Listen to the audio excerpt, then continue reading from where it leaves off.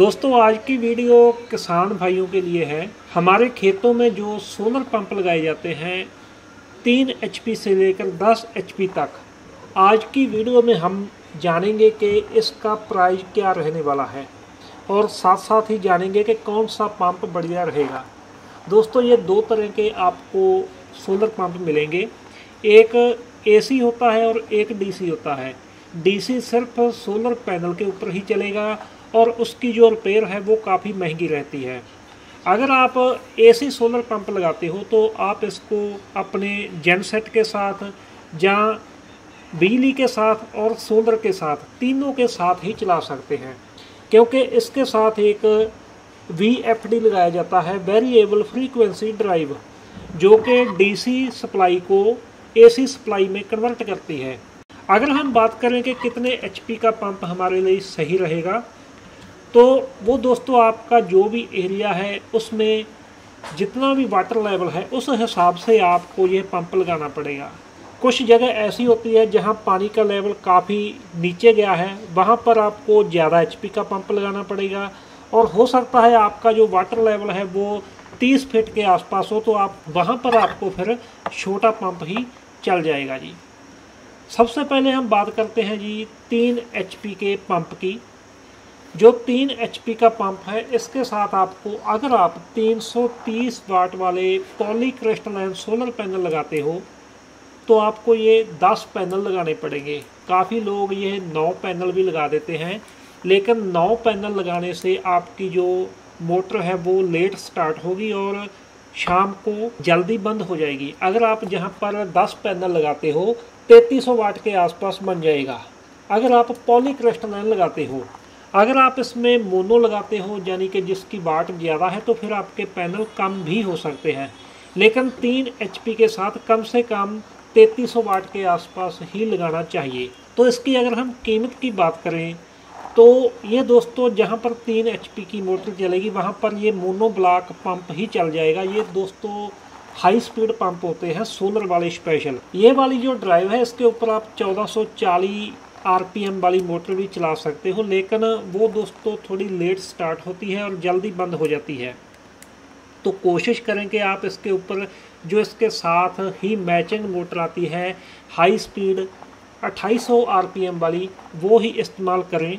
तो इसका जो टोटल खर्च आएगा 3 HP की मोटर का, वो दोस्तों तकरीबन 1.5 लाख रुपए से लेकर 1,60,000 रुपये तक आएगा। काफ़ी लोग इससे कम भी लगाते हैं। उसमें स्ट्रक्चर और जो VFD होती है, ड्राइव होती है, वो चाइना की होती है। तो वह अगर वो लगाते हो तो फिर आपका जो खर्च है वो 1,30,000 रुपये के आसपास रह सकता है। लेकिन अगर हम बढ़िया क्वालिटी की बात करें तो 1.5 लाख रुपये के आसपास आप मानकर चलें 3 HP की मोटर। उसके बाद दोस्तों हम बात करेंगे 5 HP की मोटर। इसके साथ हम लगाएंगे जी 330 वाट वाले सोलर पैनल, जो कि हम लगाएंगे जी 16 पैनल। और इसकी जो अगर हम वाट की बात करें तो ये तकरीबन 5300 वाट हो जाएगी। तो इसके साथ हमारा 5 HP का पंप चलेगा। तो अगर हम इसकी कीमत की बात करें बढ़िया पंप की, यह भी मोनो ब्लॉक में ही मैं बात कर रहा हूँ, 2,50,000 रुपये आपका खर्च आ सकता है, इसके आसपास खर्च आ सकता है। उसके बाद हम बात करते हैं जी 7.5 HP मोटर की, जिसके साथ हमें 330 वाट वाले 24 पैनल लगाने पड़ेंगे और इसकी जो वाट हो जाएगी सभी पैनल की 8,000 वाट।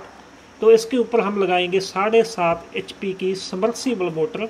इसकी अगर हम कीमत की बात करें, इसके खर्च की बात करें, तो इसका खर्च दोस्तों 3,80,000 रुपये के आसपास। उसके बाद है जी 10 HP की मोटर।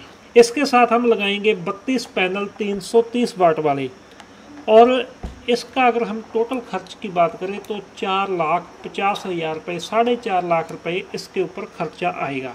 जितनी भी ये दोस्तों मैंने कीमत बताई है मोटर की, इसके ऊपर आपका खुद का खर्चा है, इसके ऊपर सरकार कोई भी सब्सिडी नहीं दे रही।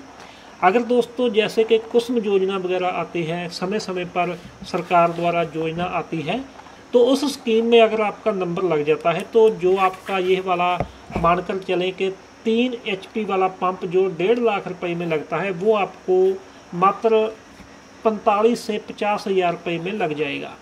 वहाँ पर क्योंकि सब्सिडी आती है, लेकिन जब सब्सिडी वाली स्कीम आएगी तब आपको ये का फ़ायदा होगा।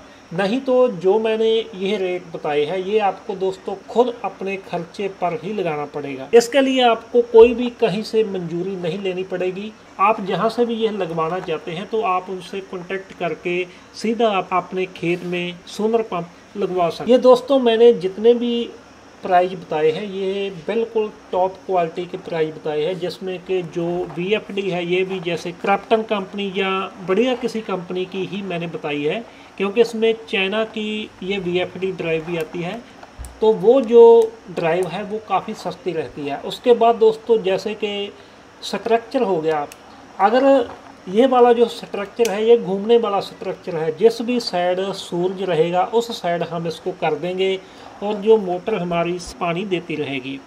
कई बार ऐसा होता है कि सस्ते के चक्कर में हम यह वाला जो स्ट्रक्चर है वो फिक्स लगा लेते हैं, जिसके कारण आपको इसका ज़्यादा बेनिफिट नहीं मिलेगा। उसके बाद एक बात और है कि जहाँ पर भी आपने ये वाली मोटर लगवानी है वहाँ पर अर्थिंग वगैरह ज़रूर करवानी है, क्योंकि ये इसके लिए अर्थ बहुत ही ज़रूरी है। अगर दोस्तों आप ये लगवाना चाहते हैं तो आप सबसे पहले ये करें कि आप अपने एरिया में जो भी आपका वाटर लेवल है वो देखें, और जो आप अपने आसपास जितने भी पंप चल रहे हैं, चाहे वो बिजली के ऊपर है चाहे सोलर के ऊपर है, वो देखें कि वहाँ पर वो कितने HP की मोटर चल रही है।